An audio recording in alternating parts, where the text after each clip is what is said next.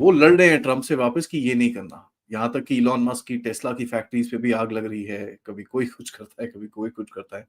So let's talk about that resistance, और कहाँ दिखता है डीप स्टेट किस तरफ जाएगा, क्या पूरी तरह से लेफ्ट से राइट शिफ्ट करेगा। नमस्कार, पहले once again welcome to the show. Namaskar. Thank you so much for having me. Always a pleasure to be here.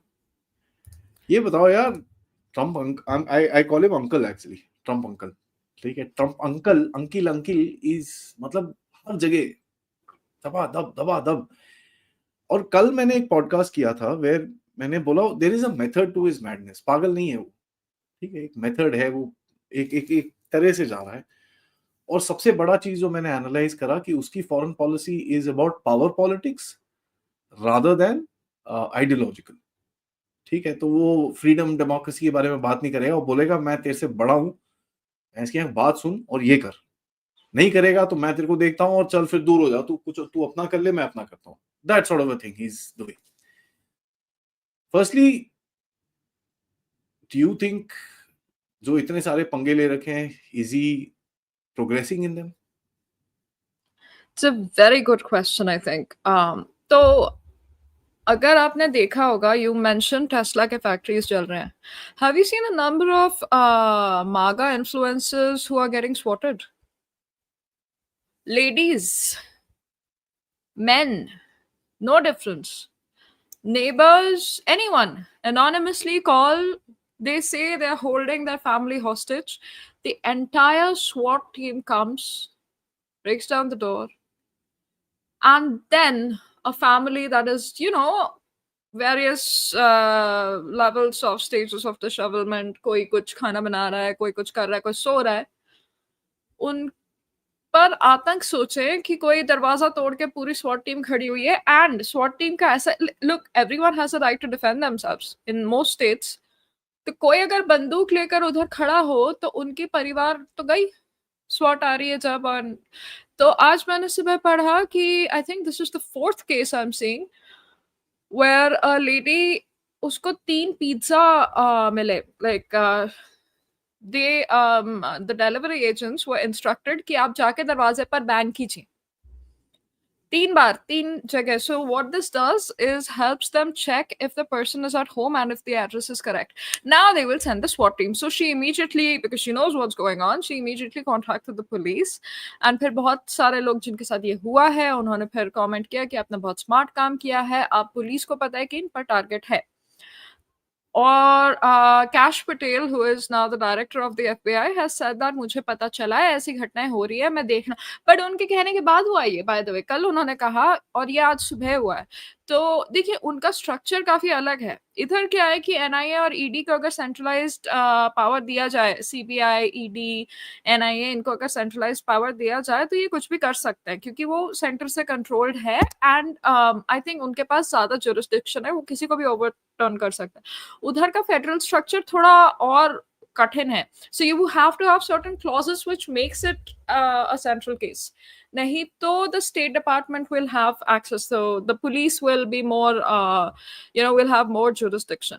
तो उनके लिए सेफ रहना मतलब it's a bit of a challenge. और आप जान ही रहे हैं कि even before he got elected there were 2 attempts to assassinate the president. And that's something जो मीडिया बोलती ही नहीं है. मतलब कितना सिवियर घटना है. सेम चीज जैसे मोदी जी के साथ पंजाब में हुआ था जब चरणजीत चन्नी मुख्यमंत्री थे. टीवी पर कोई ये घटनाएं बोली नहीं जाती. तो मेन स्ट्रीम मीडिया, देखिए, हम कितना भी बोल लेना, ट्विटर पर एक आई थिंक 3% लोग हैं, वो भी एक तरफा जो कमेंट्री हमारे एक एको चेम्बर टाइप क्रिएट हो जाते. क्या देश का एक आधा परसेंटेज लोग होगा जिनको ये घटनाएं पता चल रही है. ये आधा परसेंटेज चाहे तो भारत है, बहुत बड़ा नंबर होता है, बट बाकी देश को पता नहीं है. उनको मेन स्ट्रीम मीडिया से ही पता चलता है. सेम यूएस में.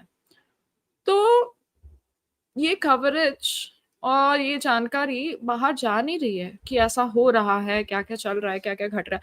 अब कमिंग टू द पॉइंट कि आपने पूछा कि क्या ये is he going to get his way. I think they are a very fragile democracy. मतलब हमारे इधर क्या है कि कोई अगर मोदी जी ने कुछ किया तो उसको बिगाड़ने के लिए कई राज्यों में हो सकता है एकदम बिगाड़ सकते हैं उनका प्रोग्रेस, लेकिन ऐसा है कि अगर सेंट्रल में जाके करे तो कम से कम थोड़ा समय लगेगा, कुछ चेक पॉइंट्स। उनका क्या है कि अगला गवर्नमेंट आएगा और पूरा उधेड़ सकता है लिटरली। तो अभी भी जब हो रहा है, ऐसा नहीं है कि हमारे इधर नहीं हो सकता। Look, I live, you live in a state where 6 months from being the richest state in the country, we go to a bankrupt state. Now we have no electricity, we have no roads, we have, I mean, not that the roads were great, but there's hooliganism, there's language chauvinism, there's now a budding sense of separatism.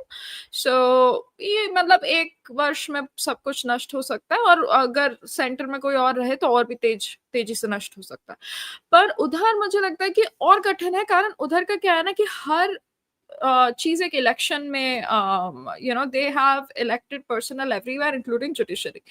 अगर कोई state Democrat है और आप उनके अगर politics जान ही रहे हैं, मतलब आपके दर्शकों से बोल रही हूँ कि उनके पॉलिटिक्स, डेमोक्रेट पॉलिटिक्स बहुत ज्यादा एक मतलब फ्रॉडुलेंट कैटेगरी में आता है। उनको मतलब जो पास करना है वो बिल पास करवा सकते हैं क्योंकि दे हैव देयर जजेस इन प्लेस। तो Trump is facing a lot of pushback. Will he get his way? I'm not even sure that he's trying to look. I don't think he's stupid. Like you said, there's a method to his madness. He knows the limits of the Constitution, the limits of his actions against, the Constitution as well. Some things he says to please his domestic base, and the other things he says to enact in terms of policy. क्या अगर illegals को deport करेंगे तो उनका देश चलेगा कैसे? मतलब लिटरली नहीं है इतने अमेरिकन कि वो एग्रीकल्चर में काम करे, वो कंस्ट्रक्शन में काम करे। ऐसे काम करने के लिए एक्चुअली मैं नहीं कह रही कि नहीं होने चाहिए, बट है नहीं। आपको एक चीज पता है, लैरी फिंक ने आके बोला है मत करो यार, बंद हो जाएगा सब कुछ। He is very open to working with people. That's the thing with Trump. Unlike Kamala Harris, unlike Joe Biden, see, they had very broad globalist interests. Trump का क्या है कि वो सबसे डील करेगा as long as he thinks it benefits him and then his country. He genuinely seems like he cares about, America first. क्योंकि ये अभी का उनका rhetoric नहीं है. You see him since his TV appearances before. उसका हमेशा ये रहा है that no, ऐसे आप अमेरिका के बारे में नहीं बोल सकते। तो उनका एक वो thought process है। So in that sense, if someone comes and says that this is not going to do America a favor, then he is willing to rethink, renegotiate if presented with an alternative plan and all that. I don't know, I mean, if your viewers have seen him try to negotiate with Putin, when you say ना कि वो bully, मतलब वो power politics की मैं ये बोल रहा हूँ तुम ये करो, वैसी वाली चीज, he knows who to do that with. अब जैसे someone and like how much sorry, yes. मैं आपको इंटरप्ट कर रहा हूँ, बट कितना करना है, बिकॉज इंडिया को भी उसको पता है यार, टैरिफ बोलता रहता है, उसके आगे नहीं जाना, India will get pissed off. Putin को इतना खींचना है, इससे आगे नहीं खींचना। तो that understanding is there, that's correct. Zelensky को properly bully किया है, ठीक है, no, and look, he got bullied, right? He went off in a huff, comes back 2 days later, his tone is different. So because obviously यार आपको थोड़ी तो अपनी औकात का पता होना चाहिए ना। आपको सर पे चढ़ाया जा रहा है, आप चढ़ेंगे थोड़ी। मतलब आप समझिए तो कि आपको सर पे इसलिए चढ़ा रहे क्योंकि यार लाइट वेट प्लेयर, भारी होते तो नहीं चढ़ाना पड़ता। तो Putin, on the other hand, he's offered ceasefire negotiation. He came to the table. But he has his conditions. How far is Trump going to go to accommodate him? वो नहीं पता। अब when it comes to India, he treats Modi really well. He says good things about Narendra Modi, calls him a friend. Same relation he had with Shinzo Abe. Does not have that with the current prime minister and of Japan. And then with Netanyahu. But the thing is, he's playing everyone. ऐसा नहीं है कि Netanyahu का अच्छा बोल के उनके साथ, conditions नहीं रखने. He knows absolutely well that Israel is very dependent on the US. Same thing with India. Tariffs लगा रहे हैं, but look, it's not a bad, we should be dealing, right? Humko apna pata hai, like this government is very aware of what are our constraints as well.